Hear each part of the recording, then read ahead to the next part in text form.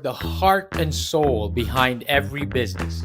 Stories. Welcome to Business Story of the Week, hosted by me, Joshua Laurie. From setbacks to comebacks, from tragedies to triumphs, we inspire entrepreneurs through conversations that matter. Witness the magic that turns dreams into reality.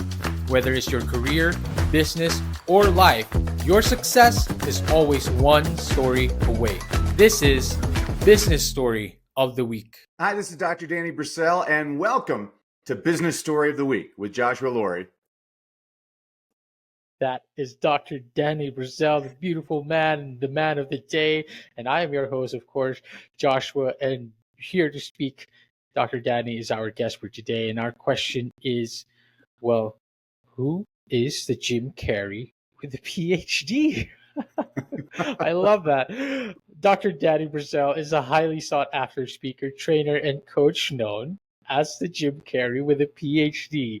Dr. Danny Brassell has spoken to over 35,000 audiences worldwide and authored 17 books, including his latest, Leadership Begins with Motivation. I love that. He helps entrepreneurs, executives, and business owners boost their income, freedom, and impact by improving their communication skills. The co founder of the world's top reading engagement program, Danny is on a mission to bring joy back into education and the workplace. Very excited to talk about that last part, by the way. Danny, how are you doing? Thank you for coming on the show. Fantastic. Thanks so much for having me, Joshua. More importantly, thanks a lot for spreading some joy in the world. We need a lot more of your positivity. Danny, the positivity is all yours as also for today.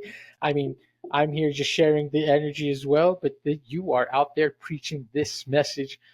Danny, this is my question. And I always start off this way. What was the young Danny Brassell like? Did the young Danny Brassell always love Jim Carrey? Did he grow up watching Jim Carrey? Did he always was he always a joyful young man? And, did he always want to bring joy to the world? What was the young Danny Brassell like? Yeah, I think I've always had a positive attitude and laugh readily. I love smiling. I love being around people that are happy. I just think life's too short to be around negative people. That's why I listen to your podcast. Oh, wow. Well, Daddy, come on. Now you're putting a smile on your face. You're truly spreading that joy.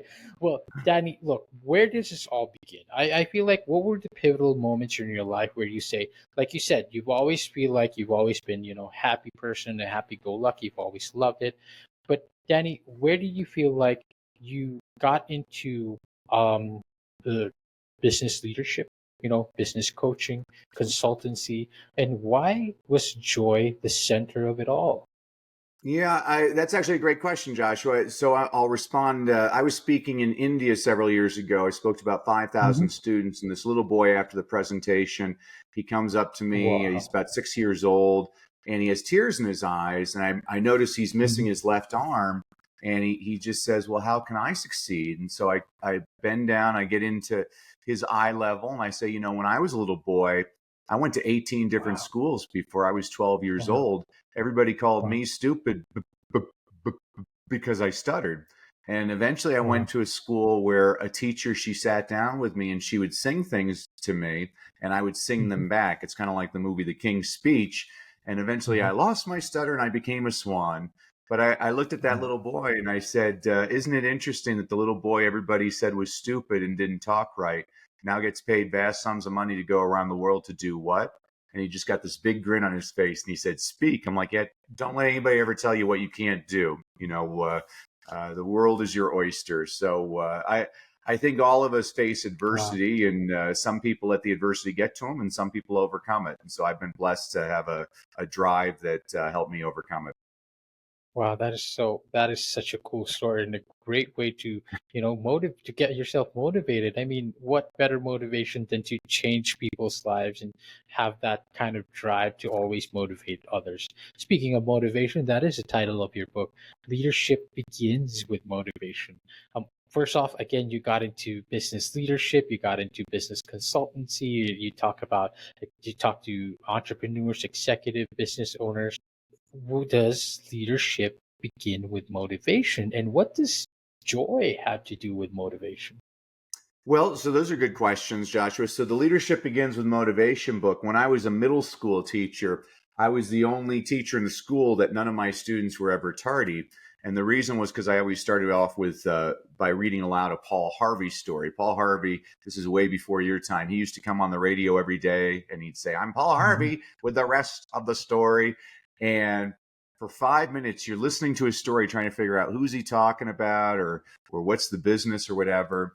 And the kids love those stories, but a lot of those stories are of like companies like Sears Roebuck. Well, kids today don't even know what Sears Roebuck is. And so the reason I wrote this book was to create an updated version with more contemporary stories. So if you'll let me, I'm going to read a quick one for you. This is how I get kids excited about people. So this one I'm reads, excited now. Yeah. On the morning of January 17th, 1977, Gary Gilmore, in a plain T-shirt, strapped into a chair with a bag over his head, awaited a firing squad of 5 law enforcement officers to execute him at the state prison in Draper, Utah. Convicted of murdering a gas station employee and motel manager in Utah the year before, Gilmore would be the first person in the United States to be executed in nearly a decade. Shortly before his execution, prison officials asked Gilmore if he had any last words. Neither he nor anyone else that day would know the impact of those words. Over 10 years later, in 1988, Dan Wyden, an advertising executive who co-founded the Wyden and Kennedy Agency in Portland, Oregon, made something of a morbid pitch to a struggling fashion company. He recalled the inmate's final words and used a slight variation for his pitch, and seemingly everyone hated his idea for the company's new slogan. Wow.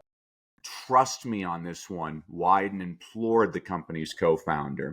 And the co-founder, his company, and the public have not looked back since. The co-founder's name was Phil Knight. The struggling brand he co-founded was a shoe company called Nike. And advertising executive Dan Wyden slightly altered death row inmate Gary Gilmore's final words, "Let's do it," into the phrase, "Just do it." So that's how I get kids excited about reading and learning about. And is even after you and I are on, I share with you, I'm going to be coaching a whole bunch of financial advisors on how to craft their presentations, and that's one of the things I'm telling them to do is you have to create engaging stories that get people to want to follow you. What is it that is going to get people drawn in to take the next step with you, whether that's to purchase your product or to donate to your cause or simply even to invest in your idea? And where I'm a little bit different than a lot of speaking coaches is a lot of people will teach you to tell these negative, sad stories. And I'm not saying it's not an effective sales technique. It's a very effective sales technique, but there's 3 reasons why I don't teach that. First of all, the world just survived a global pandemic. I think everybody's had a lot of bad things happen to them. I think we need a lot more hope in the world. Yeah, Please. Exactly. Please. Second of all, what I teach people to do is to what I call a stump speech. Some people call them a signature talk. Some people call them origin stories. You can call it peanut butter and jelly. This is your fingerprint, your way of introducing yourself to new audiences, new customers. It's a story that you're going to tell again and again. Well, I have a friend whose daughter was murdered in a school shooting, and he goes around schools talking about that. He's given that story over 1,000 times. I don't know about you, Joshua, but you got to be a lot stronger than me to talk about the worst day of your life over 1,000 times. I don't know how he does that.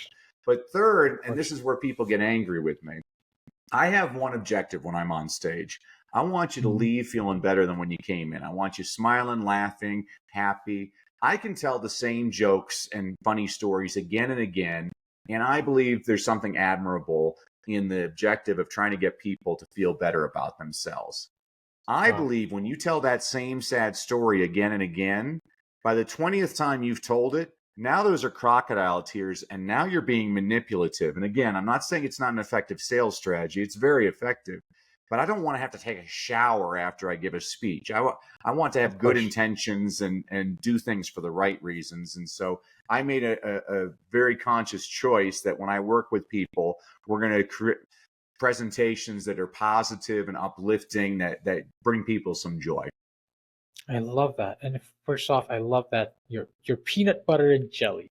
Something that you can just say it over and over again, but at the same time, that's why you call it peanut butter and jelly, because it brings people joy. Maybe that's their favorite sandwich of their life. But Danny, it's just a lovely endeavor. Like, it's a lovely thing that you teach. And by the way, I still haven't recovered by that introduction, that story that you just told me. I mean, you just told me the origin of one of the three most impactful words to ever exist, the most recognizable ones out there. But it creates a layer of significance now because there's a story behind it, like a very, very great story behind it.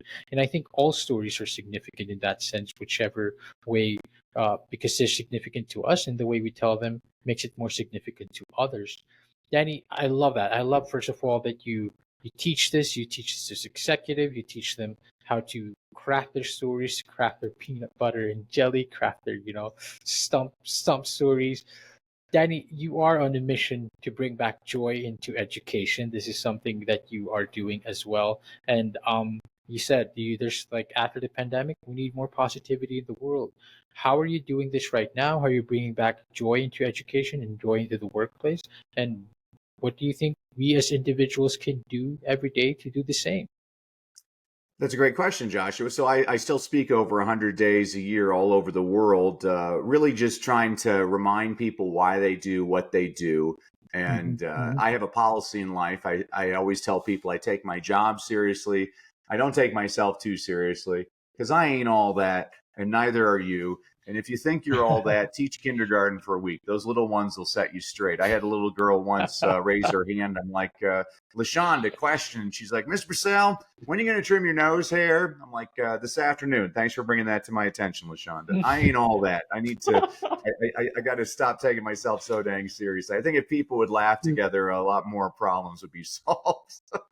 Absolutely. I mean, they will, those kindergartens, they will take you a peg down. They will burn you. They will humble you. But at the same time, it's just knowing that, hey, I love that. Don't take yourself too seriously. I think the world will be more fun that way. Heck, whatever you do and whatever your mission is in life and what your business is, whatever, entrepreneurship that you've started, I think taking yourself not too seriously is the way to find that joy, find that success, and it is the way to find success in everything that you do.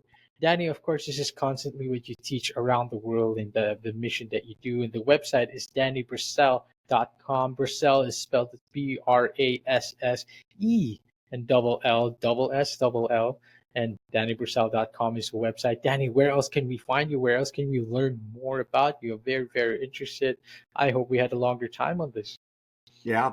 Well, thank you for that, Joshua. First of all, my last name's really easy to remember how to spell. It's spelled like Brassell.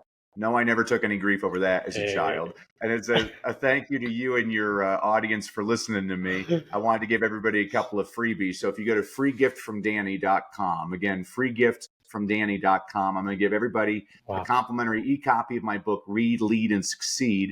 This is a book I wrote for an elementary school principal who was trying to keep his faculty and staff positively engaged. So I said, okay, I'll write you a book.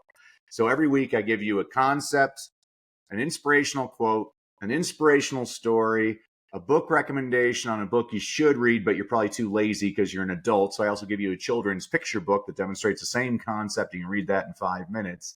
I'm also going to give everybody access to a reading challenge I did last summer for about 700 parents around the world, where every day for an hour, I provide all kinds of strategies to get your kids excited about reading. Because the more excited we get people to read, the more likely they are to read. And the more they read, the better they get. Because I find schools do an adequate job, Joshua, of teaching kids how to read. But the question I always ask people is, well, what good is it teaching a kid how to read if they never want to read? I teach people why to read, because I've never had to tell a kid, go turn on the TV.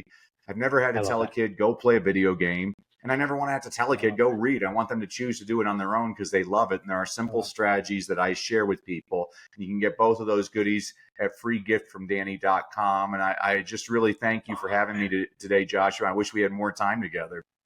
Absolutely, I feel the same, but I love that. I love that last gift that you did just now because I subscribe to the same truth, Danny. I subscribe that every child should read, but you took it another step further that you would want them to want to read. And I love that is a lesson that I think everyone must learn. Everyone should spread that same message. I've always asked that question: how can you get children to read? And I feel like that free gift of yours is going to answer that question for a lot of us today. Again, the website is DannyBrassell.com. The freebie is free gift from Danny.com. Dr. Danny, thank you so much for being on the show. I truly, truly had fun with this, even with the limited time that we had. Thank you, Joshua. Keep on doing it. God bless.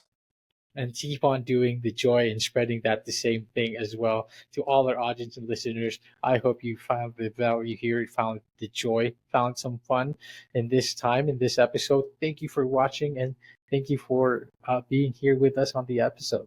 To all our audience and listeners out there, we will see you on the next one. Bye-bye. All right, so here's the thing. We try to get a little bit better every day, but we can't do it without you. So if you like the video, make sure to like and subscribe below. And if you have any comments, just leave them in the space under.